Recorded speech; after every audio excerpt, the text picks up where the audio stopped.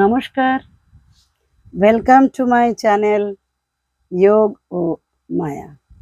আশা করি সবাই ভালো আছেন। সবাই খুব ভালো থেকো। আজকে তোমাদের জন্য একটা আকর্ষণীয় ভিডিও নিয়ে এসেছি। সেটা হলো 60 বছর বয়সের পরেও তোমাদের যৌবন থাকবে অটুট। কিভাবে, কি করলে? দেখো, একটাই পাতার রসের কথা আজকে বলবো, যেটা খেলে তুমি সারা জীবন তো ভালো থাকবে, আর তোমার বয়স বাড়বে না, বয়সকে তুমি বেঁধে রাখতে পারবে। তো সেটা হলো থানকুনি পাতা। কিভাবে ব্যবহার করবে, কি কি সমস্যা আমাদের দূর করে, সেটা নিয়ে আজকের আলোচনায় থাকবে। কি কি ক্ষেত্রে এটা ব্যবহার করা যাবে না সেটাও বলবো। তো শেষ পর্যন্ত আমার সঙ্গে থেকো, স্কিপ করো না। আর ভিডিওটা ভালো লাগলে লাইক করো, কমেন্ট করো, সাবস্ক্রাইব করো, এই অনুরোধটুকু আমার রইল। তো চলো আমি শুরু করব এই পাতার উপকারিতা তোমাদের জন্য।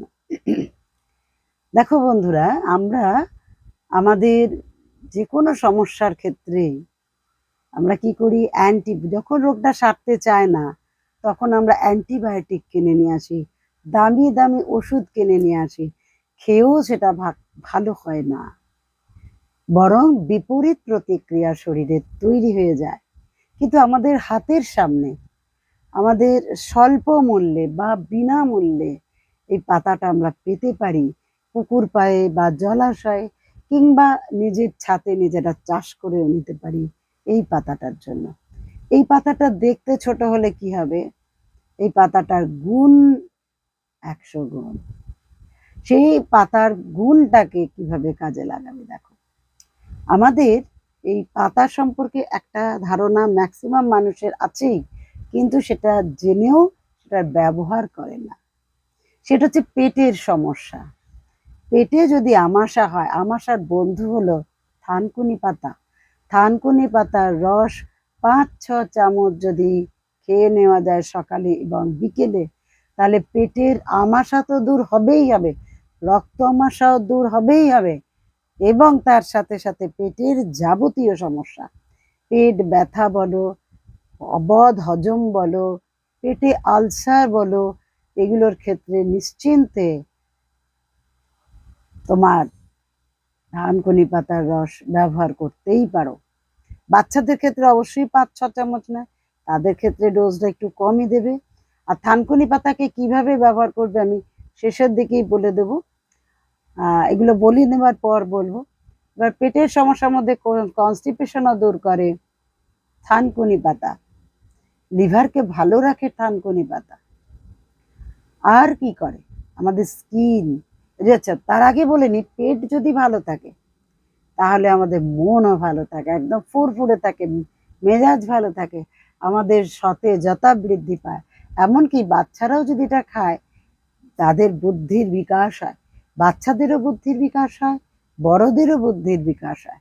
তাই আমাদের মানসিক স্বাস্থ্য বজায় রাখতে বা আমাদের মানে আইকিউ লেভেলকে বাড়াতে থানকুনি পাতা অবশ্যই ব্যবহার করুন প্রতিদিন। সকালে একবার খেলেও হবে, সকাল বিকেল মিলিয়েও খেতে পারো, কোনো অসুবিধা নেই। এমনকি এটা রান্নাতেও ব্যবহার করা যেতে পারে। আমাদের মনকে সতেজ রাখে এবং হাই প্রেশারকে কন্ট্রোল করে থানকুনি পাতা। হাই প্রেশার কন্ট্রোল হলে আমাদের শারীরিক যে আরো সব সমস্যা বা কমপ্লিকেশন, সেগুলো কিন্তু ধীরে ধীরে দূরে চলে যায়। তাই এই পাতা অবশ্যই ব্যবহার করে দেখতে পারো বলবো না, ব্যবহার করো, এ কথাই বলবো। তাহলে আমাদের পেট গেল, স্কিনের আরো কথা বলবো। এবারে মনটা বলেছি, এটা মনের ক্ষেত্রে আরো কয়েকটা কথা বলতেই পারি। অ্যালঝাইমার বলো, ডিমেনশিয়া বলো, এগুলো দূরে থাকে। মেন্টাল স্ট্রেন কমায় থানকুনি পাতার রস। এমনকি আমাদের মেমারি পাওয়ার বাড়িয়ে দেয়, স্মৃতিশক্তি বাড়িয়ে দেয় থানকুনি পাতার রস। থানকুনি পাতার রস তাই প্রতিদিন ব্যবহার করো। এর সঙ্গে একটু দুধ, আর যারা স্মৃতিশক্তি বাড়াবে বা মেন্টাল স্বাস্থ্য বাড়াবে ঠিক করছো, তারা অবশ্যই এর সঙ্গে একটু মধু মিশিয়ে খেতে পারো বা ব্যবহার করতে পারো, কোনো রকম অসুবিধা হবে না। এর সঙ্গে একটু হলুদের রসও মিশিয়ে নিয়ে ব্যবহার করতে পারো, কোনো অসুবিধা নেই। এছাড়া আমাদের এটা কি করে, রোগ প্রতিরোধ করে, আমাদের ইমিউনিটি পাওয়ার বাড়িয়ে দেয়। ইমিউনিটি পাওয়ার বাড়িয়ে দিলে আমাদের এমনি বয়স যত বাড়তে থাকে আমাদের রোগ প্রতিরোধ ক্ষমতা কমতে থাকে, আমাদের কার্যক্ষমতা ধীরে ধীরে আমরা হারিয়ে ফেলতে থাকি। তাই রোগ প্রতিরোধ ক্ষমতা যে মুহূর্তে বাড়িয়ে দেয়, এটা খেলে সেই মুহূর্তে আমাদের শরীর স্বাস্থ্যের উন্নতি হতে থাকে। এছাড়া এর মধ্যে ভিটামিন সি আছে। ভিটামিন সি থাকার ফলে কি হয়, আমাদের সর্দি কাশি হাঁপানির ক্ষেত্রেও কিন্তু আমরা নিশ্চিন্তে ব্যবহার করতে পারি। এমনকি স্কিনের সমস্যা, আমাদের স্কিন নিয়ে একটা চিন্তা হয়, একটু বয়স হলে স্কিনে একটা টান টান ভাবটা নষ্ট হয়ে যায়, জেল্লা নষ্ট হয়ে যায়। এছাড়াও বিভিন্ন ধরনের চর্মরোগ আছে, যেমন তোমার স্কিনে অ্যালার্জি, এই ফুসকুড়ি বেরিয়ে যায় বা ব্রণ বেরিয়ে যায়, সেক্ষেত্রে কিন্তু আমরা থানকুনি পাতার রস খেলেও হবে, থানকুনি পাতাকে বেটে লাগালেও উপকার পাওয়া যাবে। সর্দি কাশি হাঁপানি তো বলেইছি, তাই ভালো থাকবে আমাদের। এছাড়া আর কি করে, চুল চুল যেটা নিয়ে আমরা সমস্যায় ভুগি, চুল পড়ে যাচ্ছে, নতুন চুল গজাচ্ছে না, এই সমস্যা নিয়ে আমরা চিন্তা করি। তাই চুলকে যদি ভালো রাখতে চাও, চুলের বৃদ্ধি যদি চাও, তো থানকুনি পাতার রস অবশ্যই খাও। সাথে সাথে এই সাথে তোমরা এটাকে এর রস চুলের গোড়ায় লাগাতে পারো, তাতে অবশ্যই ভালো থাকবে। দেখেন, এটা গ্যারান্টি আমাদের চুল পড়া রোধ করবে এবং নতুন চুল গজাতেও সাহায্য করবে। তবে একদিন দুদিন করলে হবে না, এটাকে লাগাতার করতে হবে। তবে বেশি ব্যবহার করলেও চলবে না, একটু শেষের দিকে বলবো, একটু অপেক্ষা করো। আর আমাদের কি করে, আমাদের এই ডেড সেল, যে সেলগুলো আমাদের মৃত হয়ে গেছে, সেই সেলগুলোকে থানকুনি পাতা আবার জাগরুক করে দেয়। ফলে কি হয়, আমাদের শরীরের মধ্যে ঊর্জা বৃদ্ধি পায়, প্রাণ শক্তি প্রবাহ বৃদ্ধি পায়।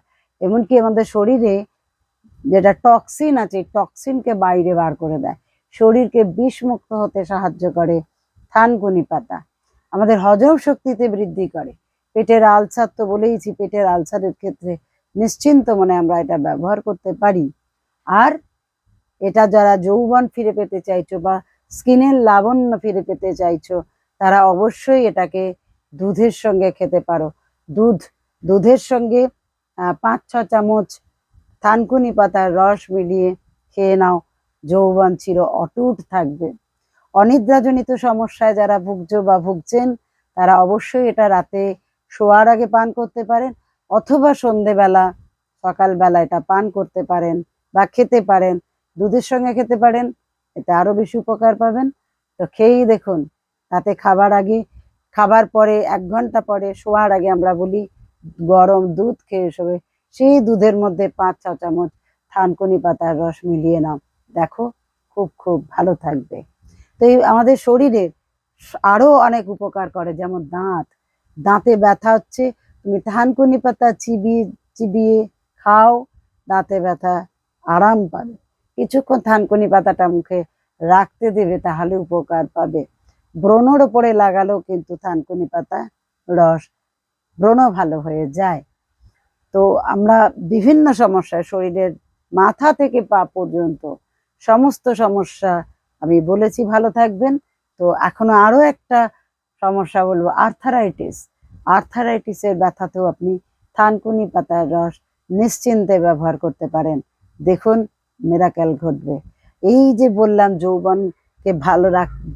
যৌবনকে ধরে রাখতে গেলে, বয়সকে না বাড়তে দিলে আমাদের শরীরের প্রত্যেকটা অঙ্গকে অ্যাক্টিভ করতে হবে। এই অ্যাক্টিভিটি বাড়িয়ে দেয় থানকুনি পাতার রস।